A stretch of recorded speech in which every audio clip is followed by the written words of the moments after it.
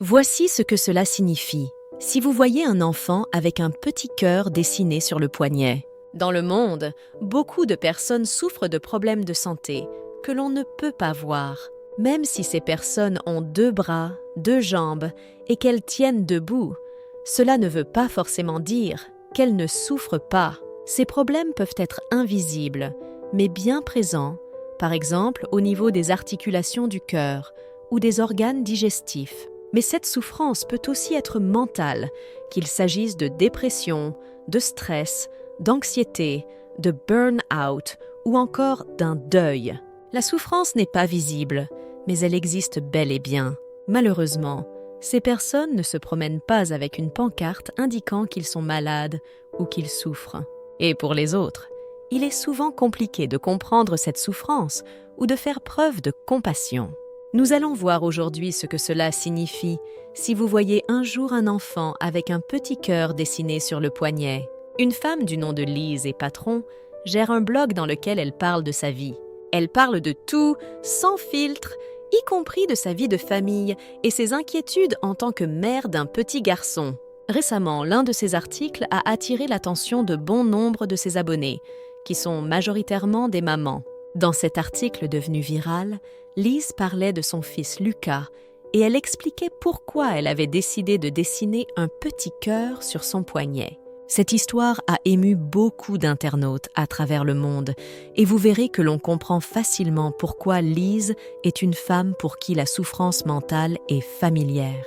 Après la naissance de son 3e fils, elle fit une dépression et elle n'hésita pas à écrire sur le sujet. Elle écrivait notamment que les mamans qui ont été victimes ne devraient jamais cesser d'en parler. Une femme sur 8 souffre de dépression après un accouchement et ce n'est pas quelque chose dont il faut avoir honte. Naturellement, Lise est devenue sur son blog une porte-parole des souffrances mentales.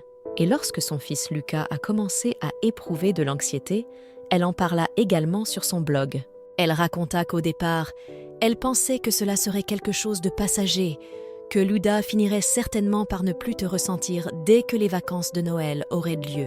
Mais au contraire, après les vacances, l'anxiété du petit garçon s'est encore aggravée. Un jour, Lise l'accompagnait comme tous les jours, jusqu'à l'arrêt du bus scolaire. Et alors qu'il l'attendait, le petit garçon a commencé à être gagné par l'anxiété. Lorsqu'il monta dans le bus, Lise constata qu'il pleurait.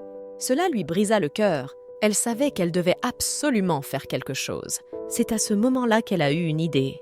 Le lendemain matin, elle embrassa le poignet de son fils, puis elle y dessina un petit cœur. Elle dit à son fils que la vie était parfois difficile et que si elle ressentait à un moment de la journée le besoin d'être rassurée, il pouvait regarder ce petit cœur et se souvenir que quelqu'un l'aimait et attendait qu'il rentre à la maison. Lise écrivait cette histoire sur son blog, mais aussi sur Facebook, et cela devient viral.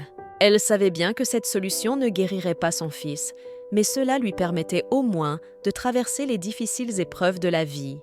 Avec un peu moins de stress et d'angoisse, l'idée de Lise inspira plein de parents autour du pays. Certaines mamans écrivaient par la suite à Lise pour la remercier d'avoir partagé son idée et pour lui apprendre qu'elles avaient elles aussi fait la même chose et que leurs enfants allaient à présent beaucoup mieux. Lise en fut très touchée.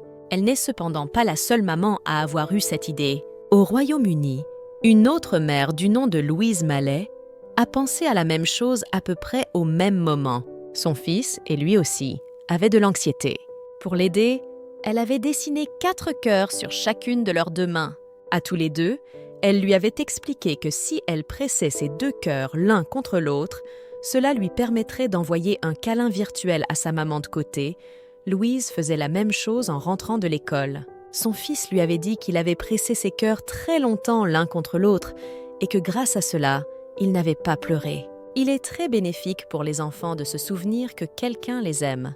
Ce type de pensée positive peut les aider à surmonter leur anxiété ou leur stress. Aujourd'hui, de plus en plus de mamans reprennent l'idée de Lise et cela fonctionne. Maintenant, si vous voyez un enfant avec un petit cœur dessiné sur sa main ou sur son poignet, vous saurez ce que cela signifie.